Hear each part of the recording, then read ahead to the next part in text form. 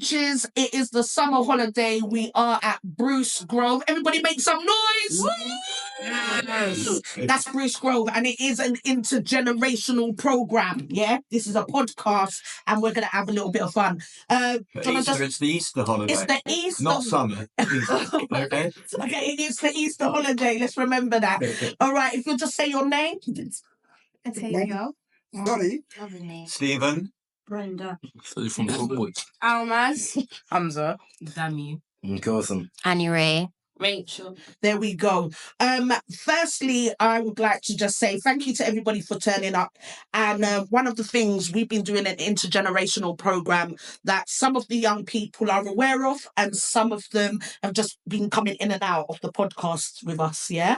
However, Brenda, Stephen and Sunny have had the pleasures of meeting Almaz already, and a couple of the other young people, Karma.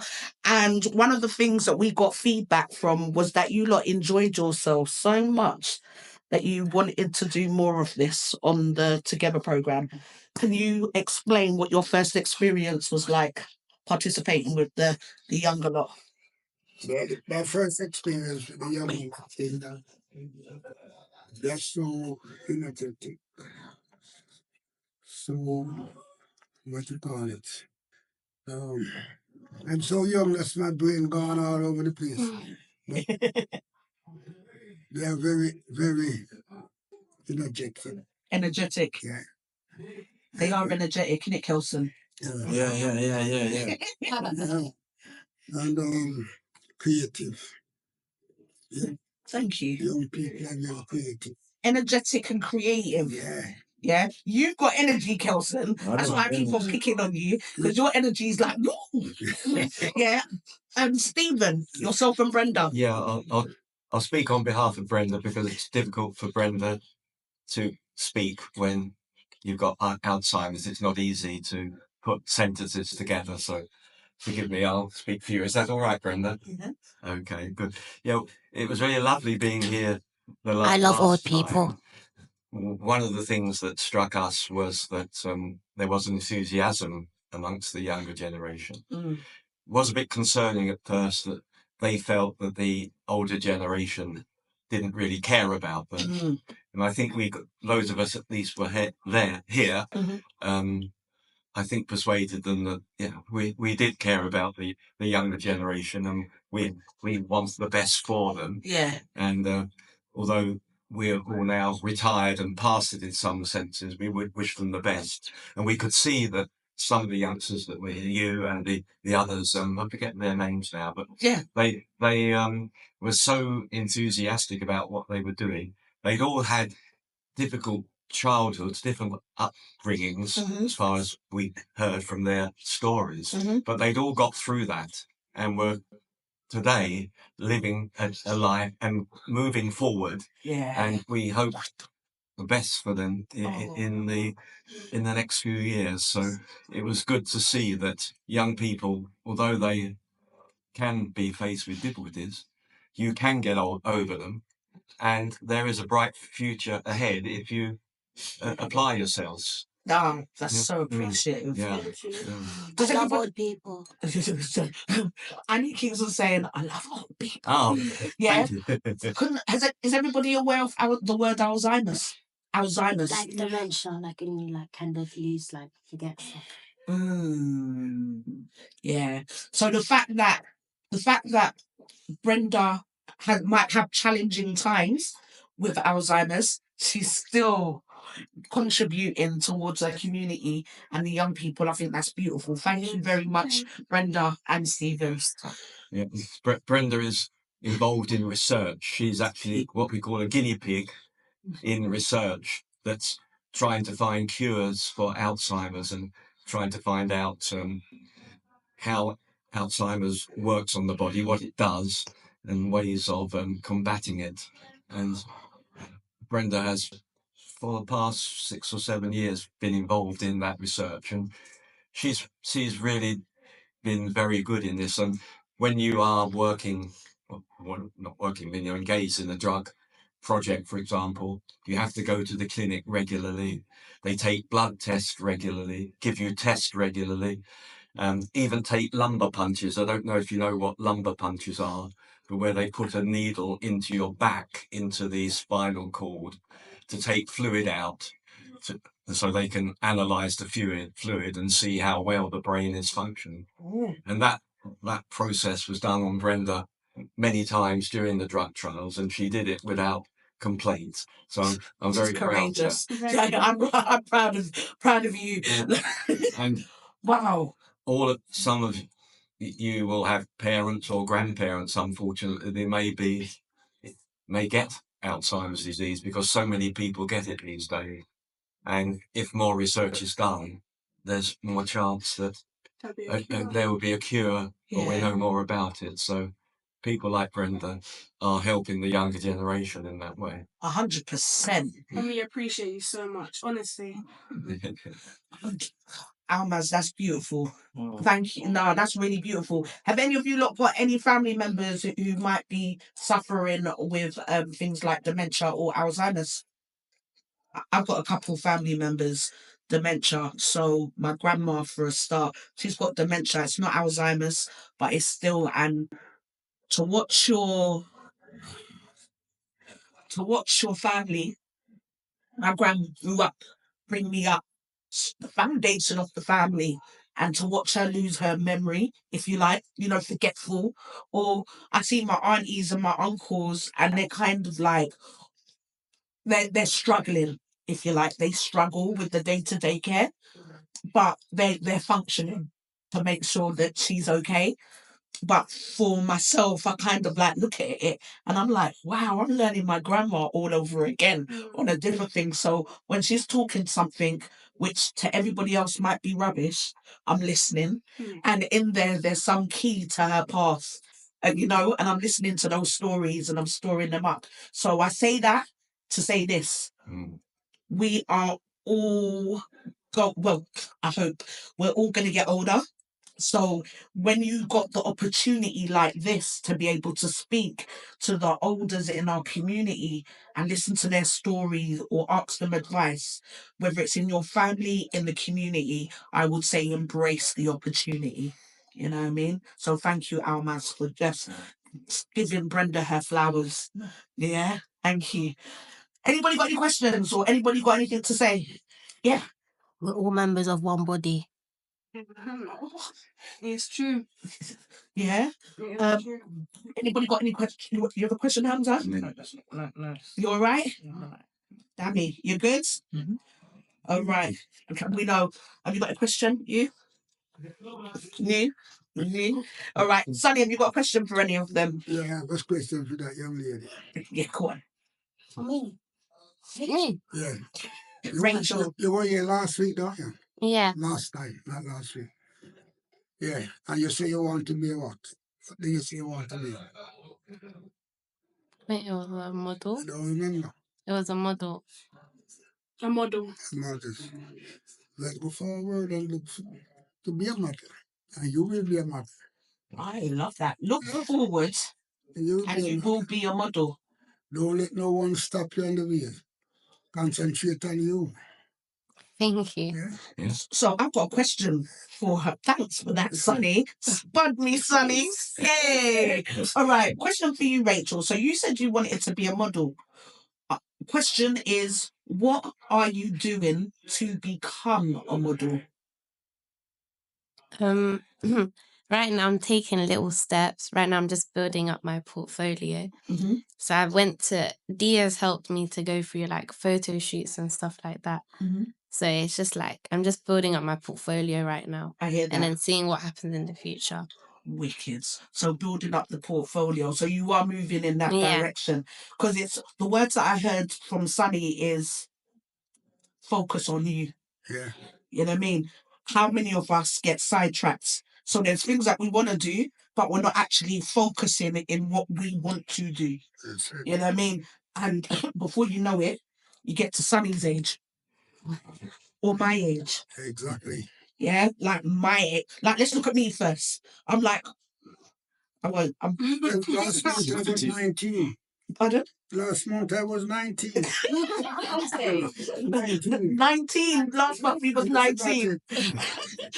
So Right down there now. it's embracing. Brenda and Stephen, or is there anything that you wish that you took the opportunity, but the opportunity ran away?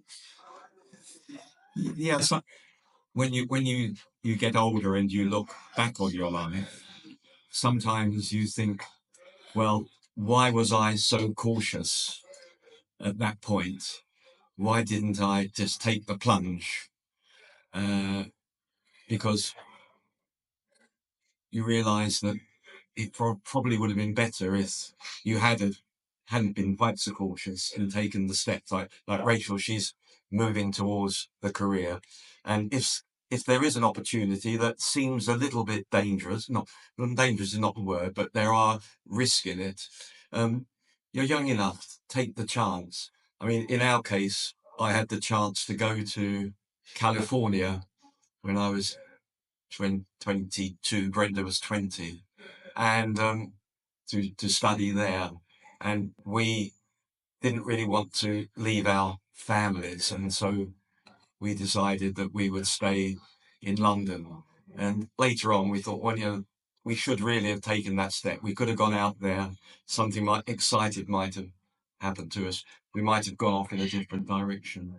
I don't. Can you hear that? Yeah. It's all right.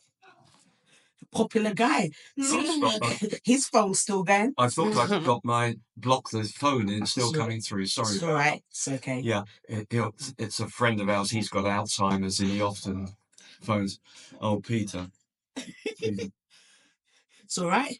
So again, you at some point you two had around and said you wish that you went to California. Yes, sometimes just take the risk. It's when you're young you can do it. I would say I would just take the risk, but then depending on what the risk is, you gotta have some waiting time to think about it, because depending on what, like for example, you want to be a model, 100%, but that comes with risks, especially if you're signing contracts, or you can't just sign yourself away type thing. So you gotta, like you went through I think that was a good idea, because she's into that industry, and that's but taking the leap into some things, trust me, don't do it.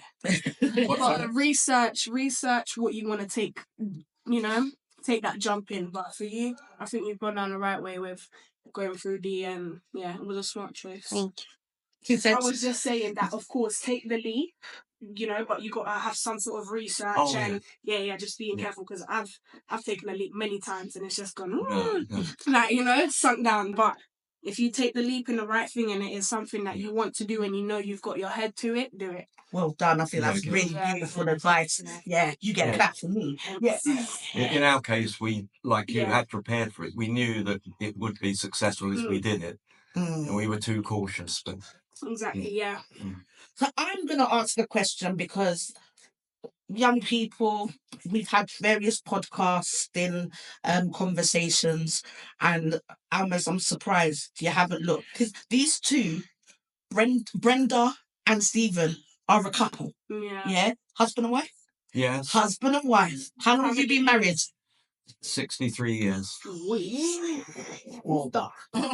Everybody's like, what? Oh, now you're with me. 63 years. Like this day and age. What? So love does last. So what did you say? Love does last, but you have to pick the right person. Exactly. I didn't hear what you said. She said, I said love does last, but you have to pick the right person. Yeah, we were lucky. oh. So I was gonna say, what's the secret ingredients? Yeah. Like, because I mean, none of us around this table, with the exception of maybe one or two, are married. So what would be the secret? In our case, you've got to be tolerant, and you've got to be patient, and you've got to be prepared to accept that your partner is an independent person, and they want to do things that you might not want to do, and you've got to allow them to do that. Did you hear that? And, but you stay together, you talk to one another. I mean, communication is the important thing. if problems arise, you've got to talk about them. You've got to work them through. You don't ignore them. Thank you very much. So I've answered my questions, and what you clapping for that? Yes, and he's clapping for that. It's like words of wisdom. All right. Well, I've asked enough questions. Have you not got any questions or anything that you want to say? Yeah, you sure? No. You sure you don't want to say your motto that you've been saying since the elders have come into the room? What old people? There we go. I just want to say thank you very much to all of you for contributing. And Brenda and Stephen, thank you for your wise words. Sonny, thank you for your wise words and just giving us something to think about. Do you know what I mean? I'm surprised Alma's never picked up on the couples question though. Do you know what I mean? Come I had to, sit this one out because at this point, and I think I'm speaking for all the girls here, love right now, in the area that we're in, the boys that we have around us, it's delusion. It's pure delusion for us. We just gotta sit back and like Kelsey, you're gonna work like the bunch, babe. How did you feel when you heard Brenda and Stephen have been together for 63 years? It's mad. Well, do you think a relationship can last even a week in this generation? Yeah. Yes. And six. With the A week. people we have around us, A week. peaches, A week. trust me, it's because right now, Girls are boys, loyal.